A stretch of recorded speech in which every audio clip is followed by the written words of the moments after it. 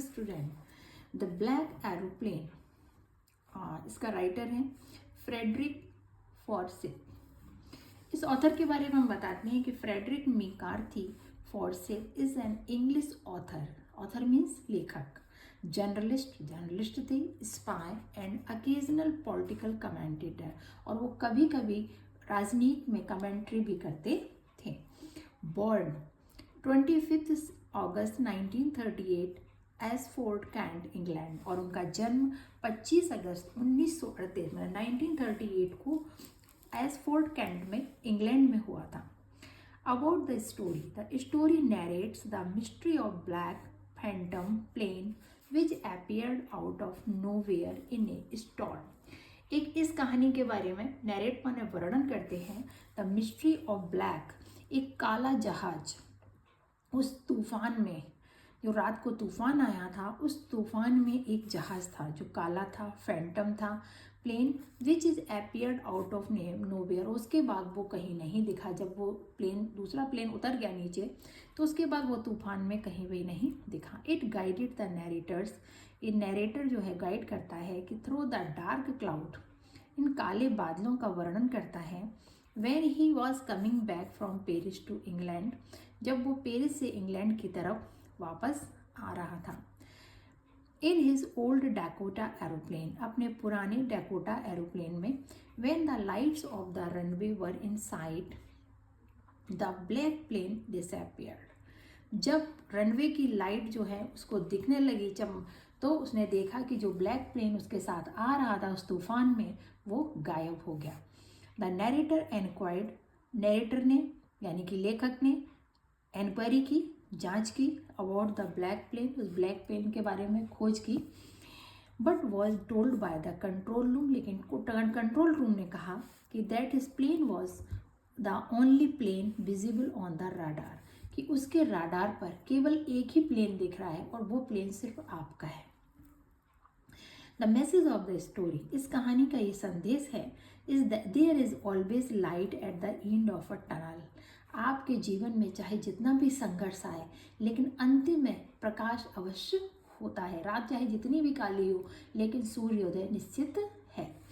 There is always hope amidst despair, मतलब आपकी निराशा में, चाहे जितने भी निराश हो जाओ जीवन में, लेकिन आशा की किरण कहीं ना कहीं जरूर होती है। अब हम आते हैं इसके की पॉइंट्स पर। First point, the narrator was flying his old Dakota aeroplane over France. Narrator means लेखक अपना पुराना डैकोटा एरोप्लेन जो था फ्रांस में उड़ा रहा था। He was flying to England from Paris, वो कहाँ जा रहा था? इंग्लैंड, पेरिस से England. He was looking forward to meet his family, वह अपनी फैमिली से मिलने जा रहा था। When Paris was 150 kilometres behind him, Paris से ये केवल 150 किलोमीटर दूर था। He saw storm cloud, उसने तूफानी बादल देखे, like black mountain in front of him, ऐसा लग रहा था कि मानो काला पर्वत उसके सामने खड़ा हो, इतना भयंकर तूफान था।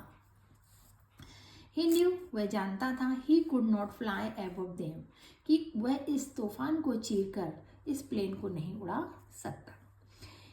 He had the choice of either turning back or flying around them to the north or south, उसके पास चॉइस थी, या तो वो वापस लौट आए अथवा नॉर्थ या साउथ, उत्तर या दक्षिण की तरफ ही वो उड़ान भरे। बट लेकिन he did not have enough fuel to do so, लेकिन उसके जहाज में पर्याप्त ईंधन नहीं था। फ्यूल माने ईंधन। He took, ईंधन किसे कहते हैं? जो पेट्रोल डाला जाता है उसको। He took the risk, उसने रिस्क लिया, and flew his plane right into the dark cloud, और उसने सीधे उन काले बादलों के बीच में अपने प्लेन को उड़ाया, खतरा मोल ले लिया उसने। The compass and the other instrument in the plane went dead, तो कंपास होता है और जो प्लेन के दूसरे इंस्ट्रूमेंट थे वो सारे एकदम डेड हो गए तूफान में, नेटवर्क चला गया। The radio also stopped working, radio ने भी काम करना बंद कर दिया। He could not see where he was, उसे पता नहीं था कि वो कहाँ जा रहा था, कहाँ पर है। He was lost, उसे रास्ता ही भटक गया। Suddenly, अचानक, out of nowhere a black plane, उसने देखा एकदम तूफान में एक काला जहाज आ रहा है। Without any lights on it wings appeared, ना तो उसके पंख दिखाई पड़ रहे थे जहाज के, ना ही इसमें कोई लाइट जलती प्रतीत हो रही थी। स्ट्रेंजली, विचित्र है, the narrator could see the plane as well as the pilot, बड़ा विचित्र था, ना लाइट थी ना पंखे थे, और उसमें क्या था, उसमें उसको पायलट भी दिख रहा था और वो जहाज भी दिख रहा था। The pilot gesture to him to follow him, gesture माने इशारा करना, पास जो काला प्लेन था उसमें जो पायलट बैठा हुआ था उसने उसको इशारा किया कि आओ मेरे पीछे पीछे चलो, मैं तुम्हें रास्ता बताता हूँ। He brought his plane in front of his Dakota, वह उसका जो प्लेन था वो डैकोटा के सामने लाया, सो दैट, ताकि it would be easy for the narrator to follow him, ताकि नरेटर को यानी कि लेखक को ये आसान उसका पीछा करना, उसके प्लेन के साथ साथ चलना आसान हो जाए।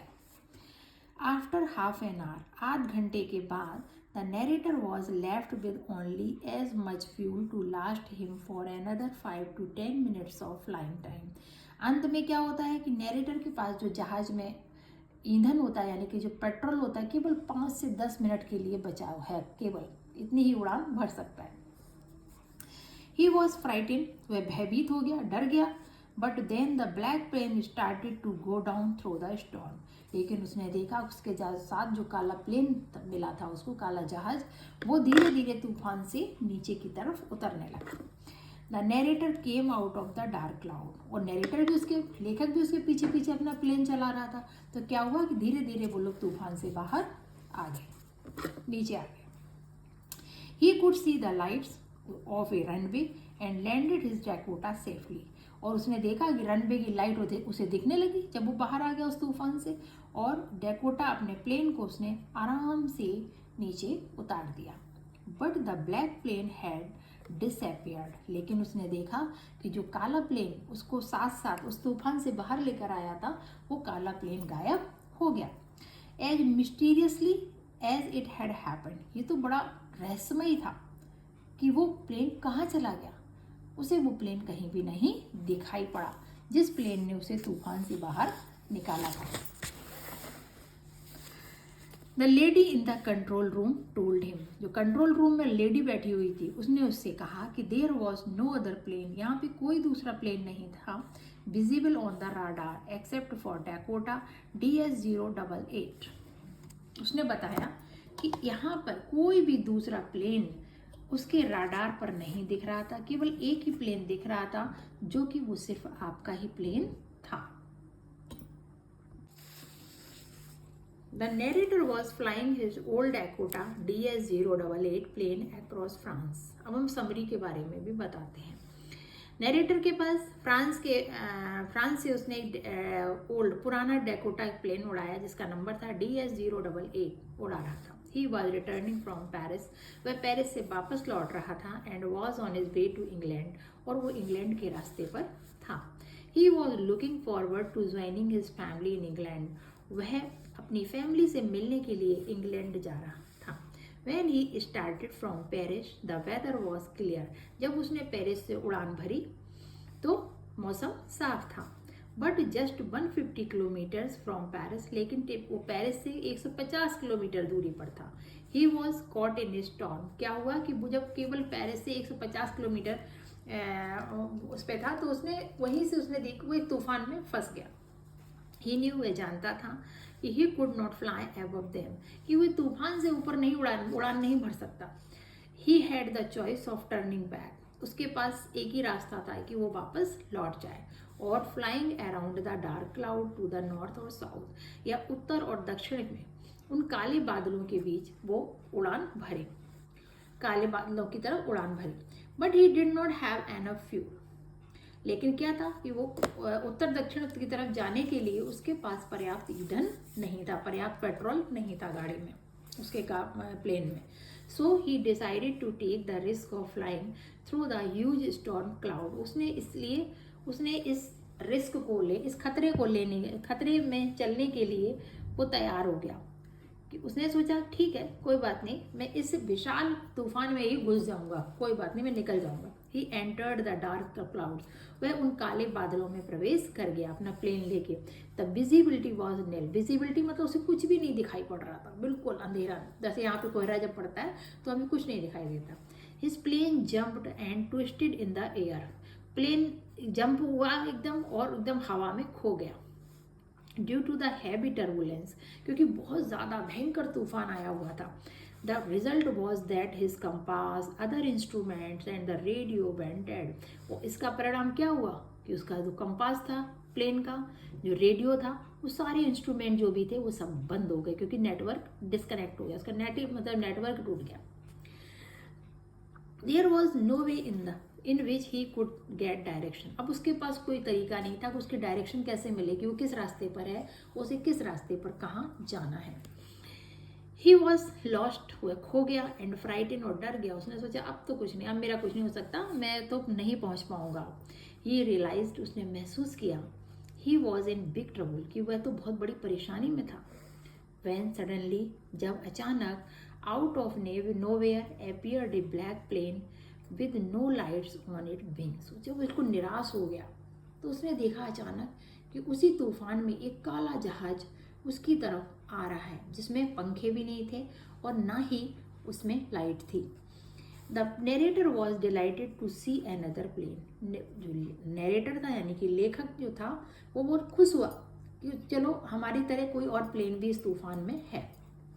दो इट वॉज पिच डार्क, ये एकदम अंधेरा था। ही कुड सरप्राइजिंगली, आश्चर्य से, see the plane and the pilot, बिल्कुल अंधेरा था फिर भी उसे पायलट और प्लेन दोनों ही दिख रहे थे उस अंधेरे में। The pilot wave to him, pilot ने उसे ऐसे हाथ करके इशारा किया। जेस्चर हिम, उसे इशारे किए। टू फॉलो हिम, कि यारो आओ मेरे पीछे, मेरे पीछे पीछे चलो। ही टर्न्ड हिज प्लेन, उसने अपने प्लेन को मोड़ा। Slowly toward north in front of his Dakota, वो डैकोटा के सामने उत्तर की तरफ धीरे धीरे चलने लगा।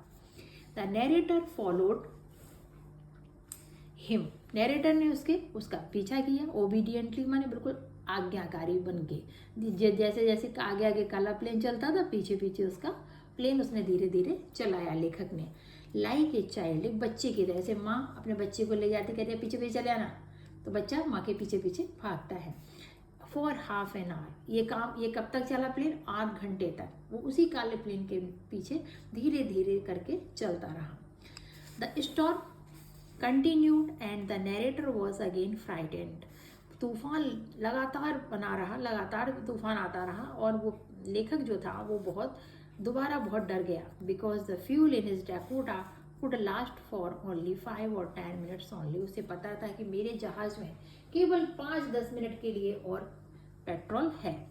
The plane started going down, plane धीरे धीरे नीचे जाने लगा। एंड सून शीघ्र they were out of the dark cloud, धीरे धीरे वो उस काले बादलों से वो लोग बाहर आ गए।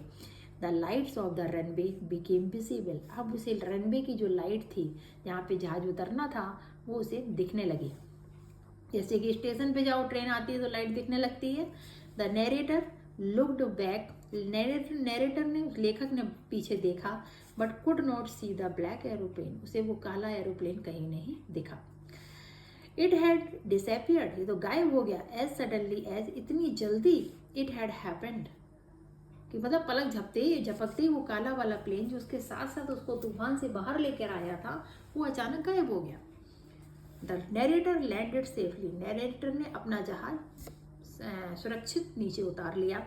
When he inquired from a lady in the control room, जब उसने कंट्रोल रूम में उस लेडी से इसके बारे में पूछा कि वो काला प्लेन कहाँ पर है, अबाउट द अदर प्लेन, दूसरे प्लेन के बारे में, यानी कि वो काला प्लेन जो उसको बाहर लेकर आया उस तूफान से वो कहाँ पर है, तो ही वॉज टोल्ड, उससे कहा गया कि they had not seen any plane except his on the radar, कि उसके राडार पर केवल एक ही प्लेन दिखता था जो कि सिर्फ तुम्हारा था, उसके अलावा उसमें राडार पर कोई भी प्लेन नहीं दिख रहा था। The black plane remained a mystery, वो काला जहाज जो उसके साथ साथ जो लेखक को उस तूफान से बाहर लेकर आया था वो एक रहस्य बनकर रह गया। तो ये एक कहानी है कि जब भी आप मुसीबत में फंसते हो और आप बिल्कुल निराश हो जाते हो तब भी आपके जीवन में कोई ना कोई आशा की किरण होती है, जो कि हमें इस जीवन में चाहे जितना भी तूफान आए वो हमें बाहर लेकर अवश्य आती है। इसीलिए हमें कभी अपनी लाइफ में निराश नहीं होना चाहिए, कभी डिसअपॉइंट नहीं होना चाहिए। अगर हम प्रयास करते रहेंगे तो हम ज़रूर उस मुसीबत से बाहर आ जाएंगे। Thank you, bye bye. जो भी प्रॉब्लम हो आप हमें कमेंट्स में लिख भेजें। आपको कैसा लगा इसको भी आप कमेंट्स में लिखें। Thank you.